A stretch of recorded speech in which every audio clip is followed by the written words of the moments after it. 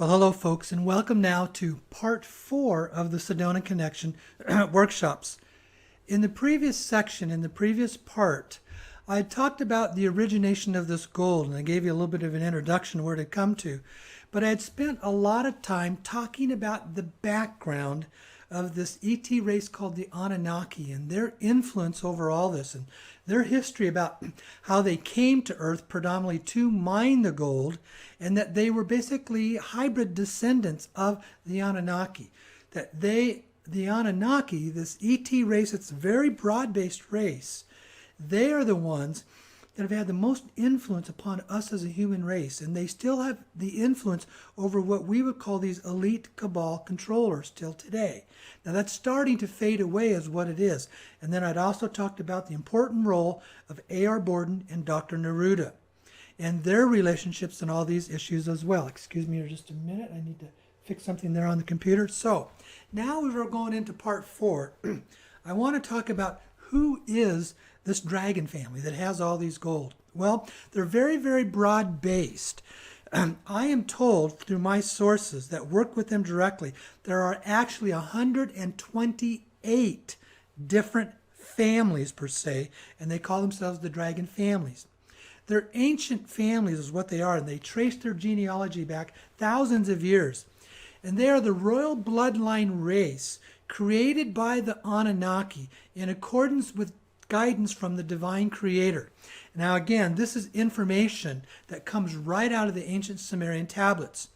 What they wrote there on the tablets, it was stating is that when they were pretty much done mining all their gold, that they were told by basically the divine creator, i.e. the God of heaven, that they were to take and create a royal bloodline race, and they were to rule over the humans until the right appointed time. That doesn't mean that they were going to be benevolent and they were going to be great, but that was their position and that was their role, to rule over the humans until the right appointed time. And they are the combination of all these royal bloodlines. Now, the dragon families are not just Chinese.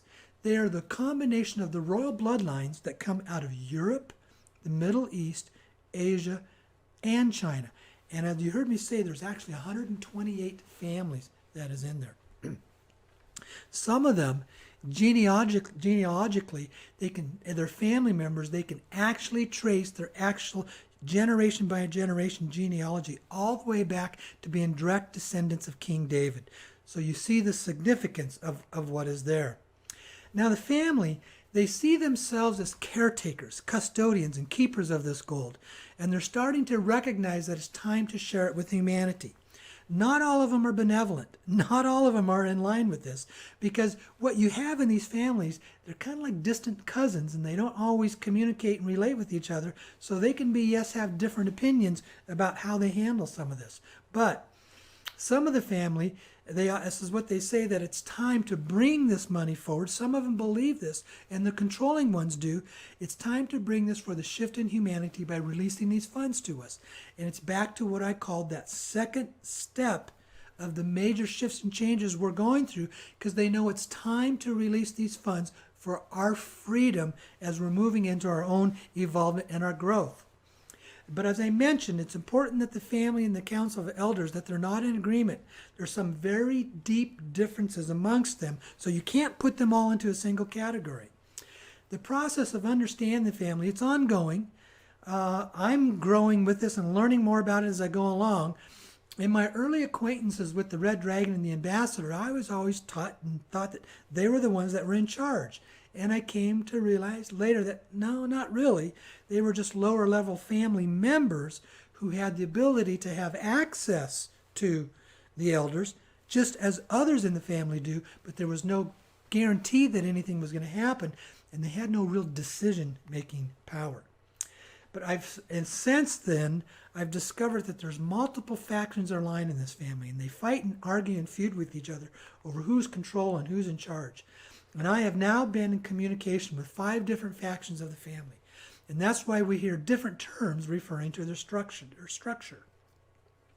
But what I do know is all the factions have lots and lots of money. And they each have a council of elders.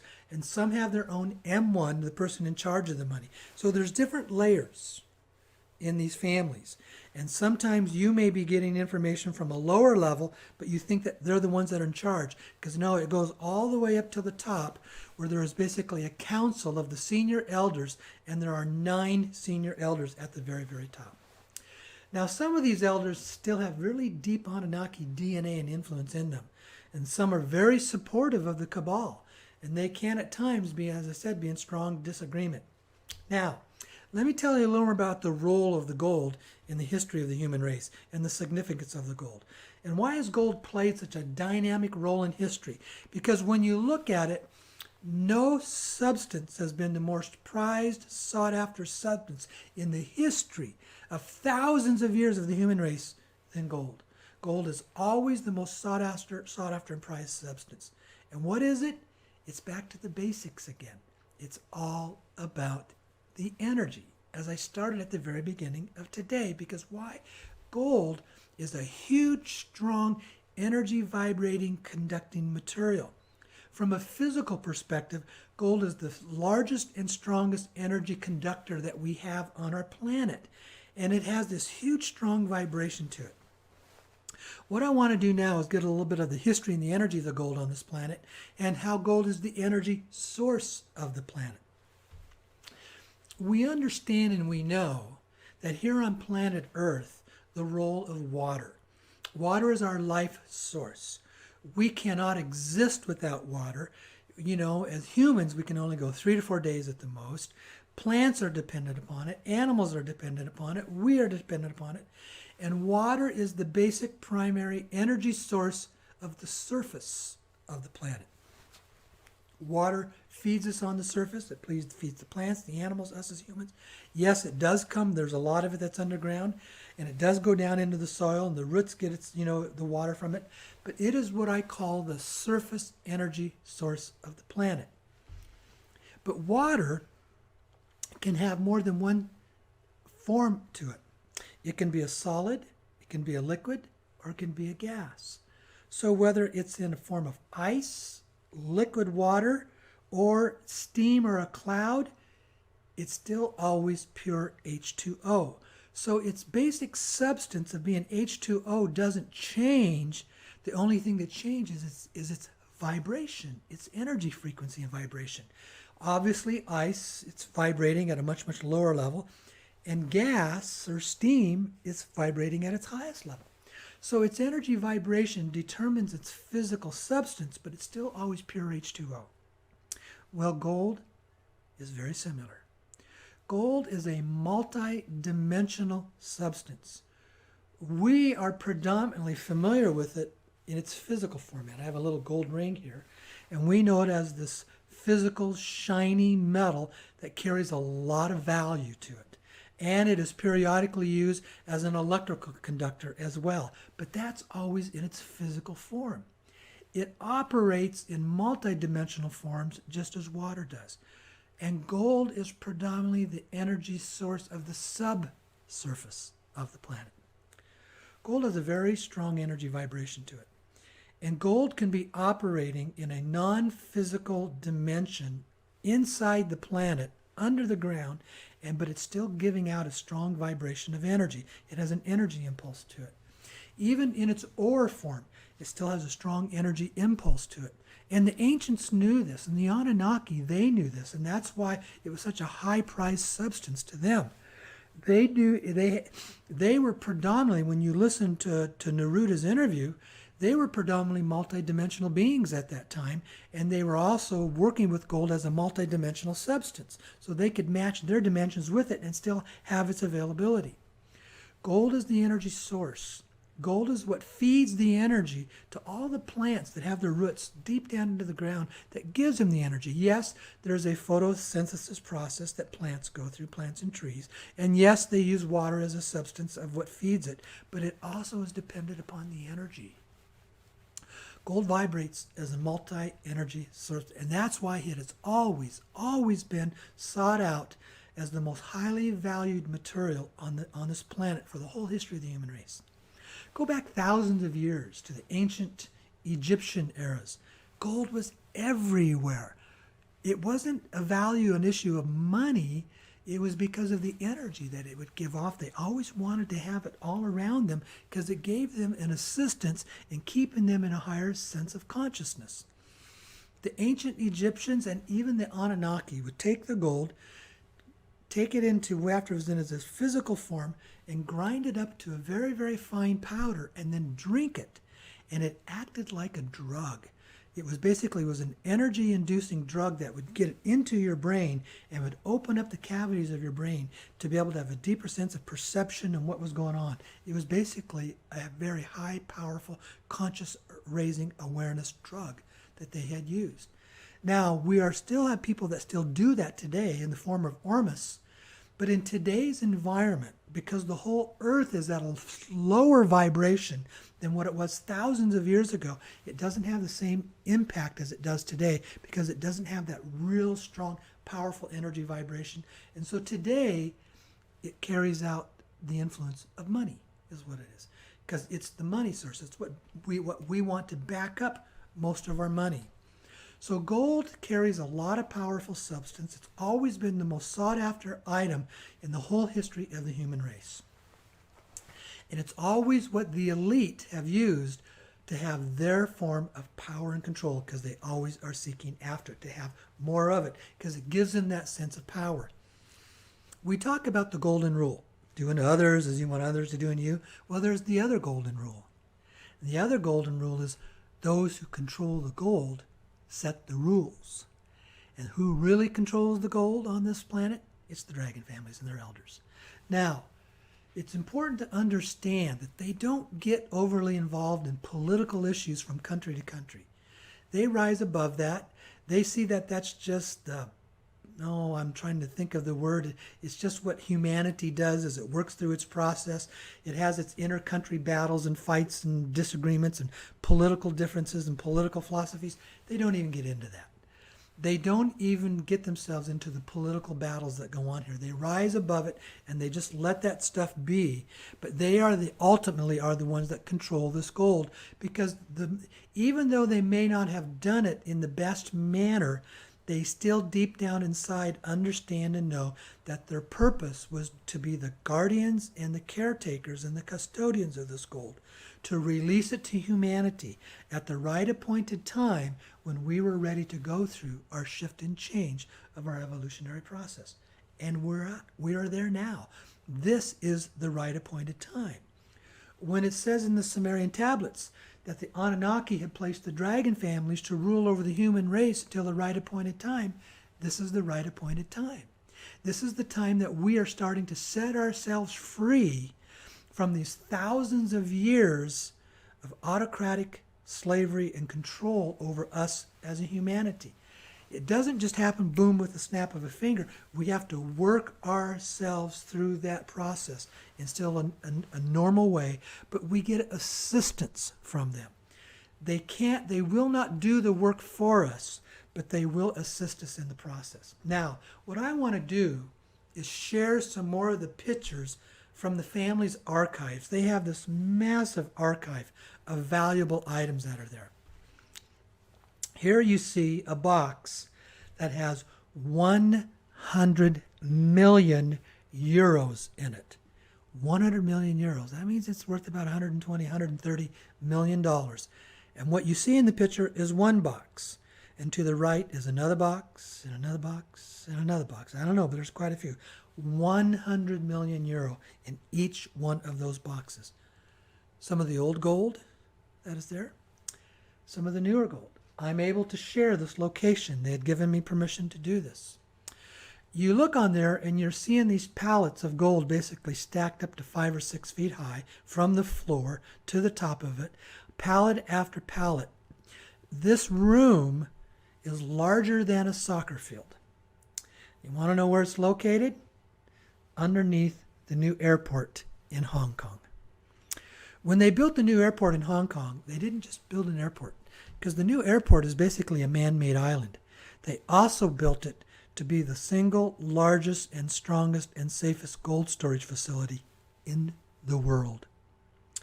About 3 years ago, on one of my trips to Hong Kong, I was scheduled to go in there.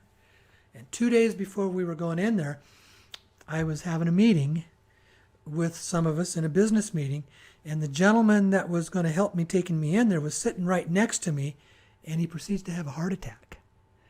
And that was kind of a shock to us because he wasn't that old to have a heart attack. Well, we got him to the hospital, we got him stabilized, and then when he went back home, he went through extensive testing to find out what had happened.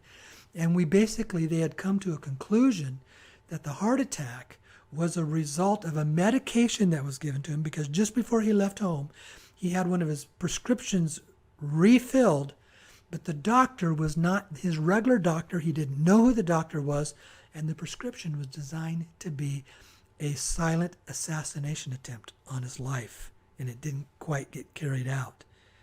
Now, I don't know if they were after him or they didn't want me going in there. I have no idea. All I know, I was scheduled to go in there, and because of the assassination attempt on his life, I wasn't able to. Some of the smaller boxes of gold, a few more places there, and this is quite frequent that you'll find newspapers that will give you the authenticity to tell you its date and when they actually did this, so that you can tell that it's, when you put a newspaper with a date on it, that you can tell the authenticity of the picture. This 1 million US dollar bills. These were printed in the 1926 series. These were never ever designed to be in circulation.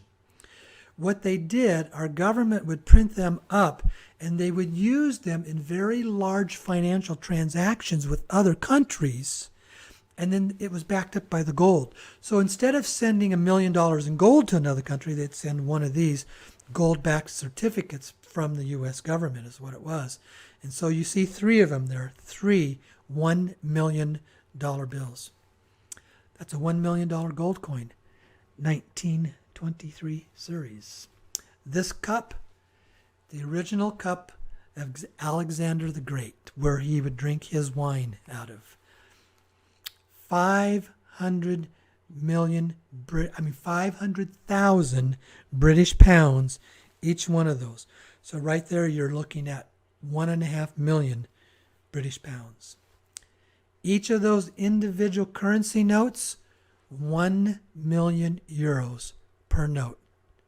It looks like there's 5 or 6 there in the hand, so they're talking about 5 or 6 million euros, and so you're talking basically 6.5 million US dollars right there. Now, that's some of the stuff that they have in their archives, and believe me, I have seen pictures where that is only a small, minute portion of what they have. All these assets that they have, that's why they can have these bank accounts in this very large bank in Hong Kong that has 50 and 60 zeros in the account. Now, the benevolent factions of the family, they wish to use people like you and me to release these funds, but there's a process to be followed, and this process won't happen overnight. It will take time. This is going to be an extensive, ongoing process of releasing these funds. And this is a shift, a new paradigm to use people from the bottom up to help others around the world. So don't expect the family and the elders to be like a Santa Claus and just pass out money like candy for us. Funds will be released in a deliberate, responsible, and a step-by-step process. And the process is to use us to fund projects all around the world. When we participate in the private exchange process, the majority of the funds are designated for humanitarian projects. And that's why it's important for you to have a plan and how you want to spend and release your funds. These are the humanitarian-based funds. What projects do you want to fund?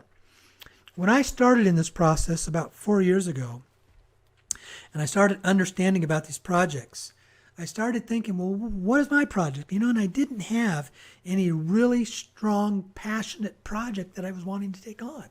And I thought, And I kind of thought about it, and a couple of weeks went by, and then all of a sudden I realized I do have a project that I'm very, very passionate about.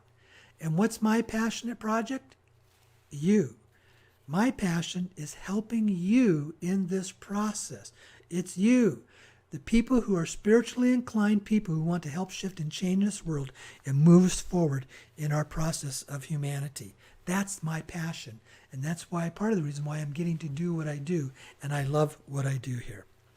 Now, this process has been unfolding step by step for years, and it's still unfolding, but it's very close to being released. So, with all of that, understanding this gold that is out there, understanding the role of the dragon families and how they were appointed by the Anunnaki, and the vast majority of this gold that they have is leftover gold from the Anunnaki mining days.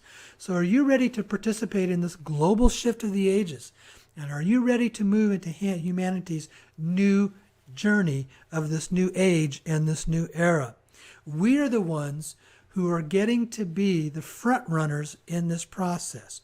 We are the trailblazers. We are the ones that are getting to participate in this period of time.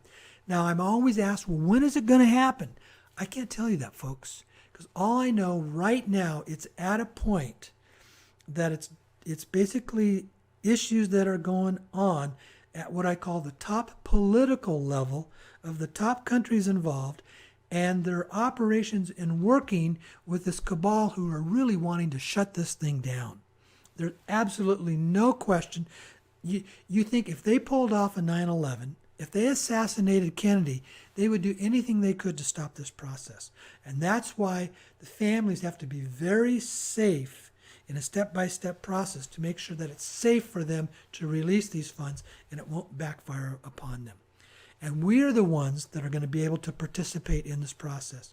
So when we look at all this, what is it that should be our real goal? It's this here. We want to chase the vision, not the money. Because if you chase the vision, the money will end up following you. So that's the short session that I have here of part 4. In our next part, we're going to move into what is called moving into abundance, understanding the power of our thoughts and how we process this stuff. Now, normally, this is my longest session of the day, but I'm going to break it up into about 2 or 3 parts. I haven't quite decided this yet, but we've now had 4 parts here for the videos on the Sedona Connection Workshop, and we're going to have at least 2, if not 3 more sections of this. So join me for part 5 coming up. Thank you. Okay, bye-bye.